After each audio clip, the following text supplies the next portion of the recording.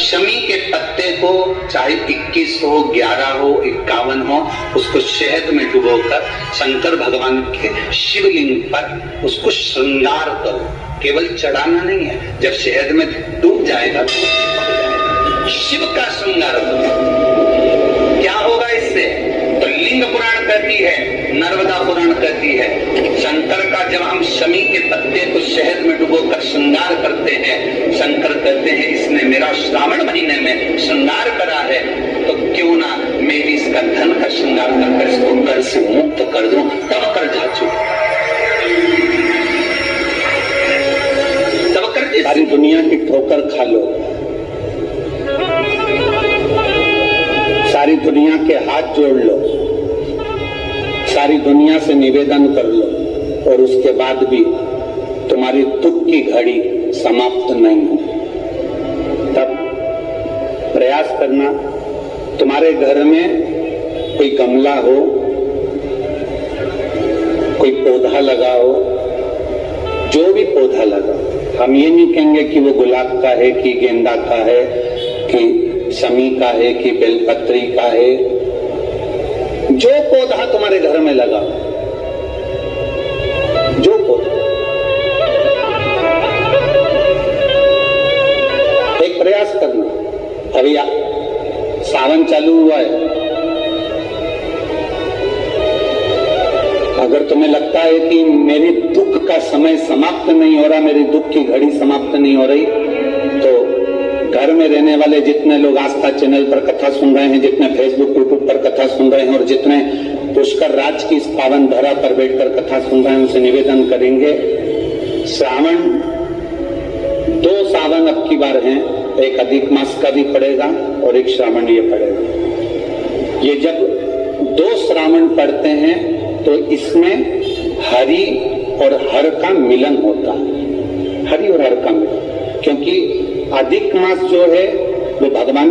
पुरुषोत्तम का है, भगवान विष्णु का, और सावन के मध्य में अगर पड़ रहा है तो देवाधिदेव महादेव के साथ भगवान हरि का मिलन हुआ है, इसलिए इसको हरिहर श्रावण कहते हैं। ये 2 महीने के श्रावण में अगर मान लो एक दिन आपका निकल भी गया, 2 दिन आपके छूट भी गए, कोई दिक्कत की बात नहीं। जो पेड़ तुम्हारे यहाँ लगाओ, जो पौधा तुम्हारे यहाँ लगाओ, जो वृक्ष तुम्हारे यहाँ लगाओ, जो क्यारा तुम्हारे यहाँ, कुंडी तुम्हारे यहाँ, उसी की मिट्टी को, उसी के पेड़ के नीचे, उसी पौधे के नीचे, उस मिट्टी को थोड़ा सा हाथ से उसको उठाकर एक लिंग की आकृति बना ले। उसमें जलाधारी बनाने की जरूरत नहीं, केवल लिंग की आकृति बनाकर उसी की पूजन वही कर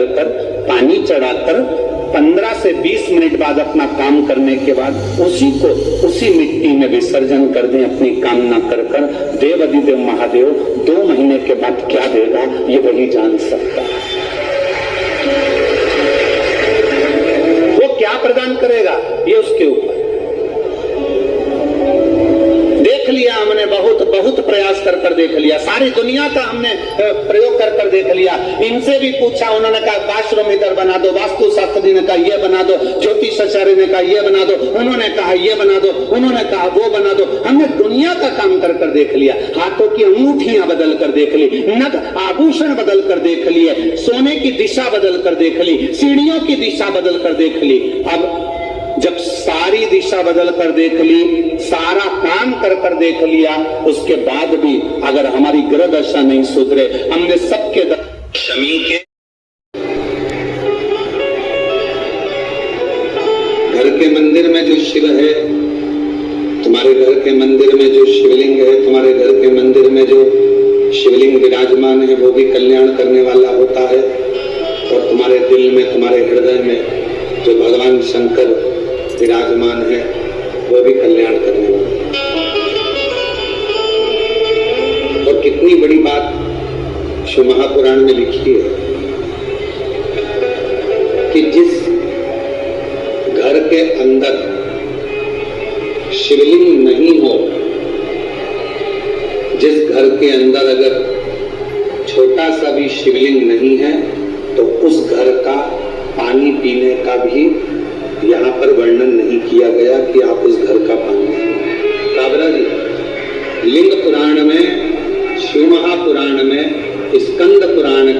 काशी खंड में, अवंतिका खंड में, केदार खंड में, सब में वर्णन किया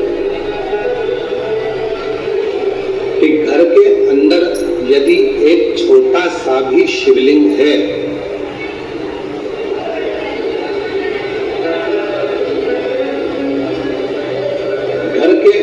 अंदर, यदि एक छोटा सा भी शिवलिंग है, छोटा सा, और वो घर फिर किसी का भी है, अगर छोटा सा शिवलिंग घर के अंदर है फिर वो घर किसी का भी है, उस घर का जल स्वयं गंगा के जल के बराबर है।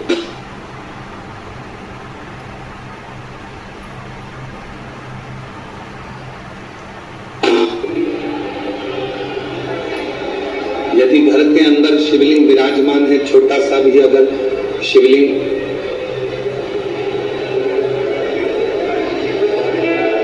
बाहर आवाज नहीं जा रही है, उस आवाज की व्यवस्था घर के अंदर यदि छोटा सा भी शिवलिंग है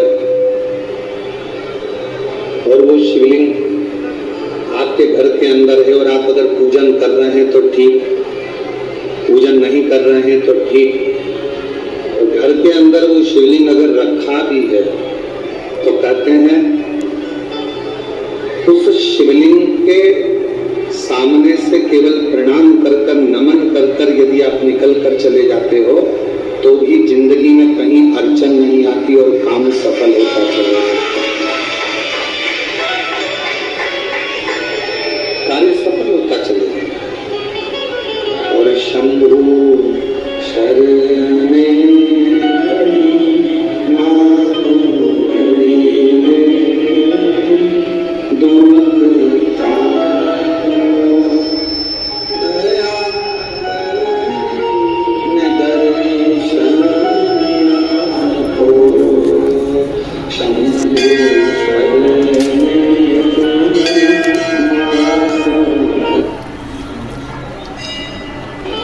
घर के अंदर है तो वह हमारे जीवन में सुख ही सुख देता है, वो तकलीफ नहीं देता। पर ना जाने कैसे कैसे लोग आज के जमाने में कह देते हैं सोशल मीडिया पर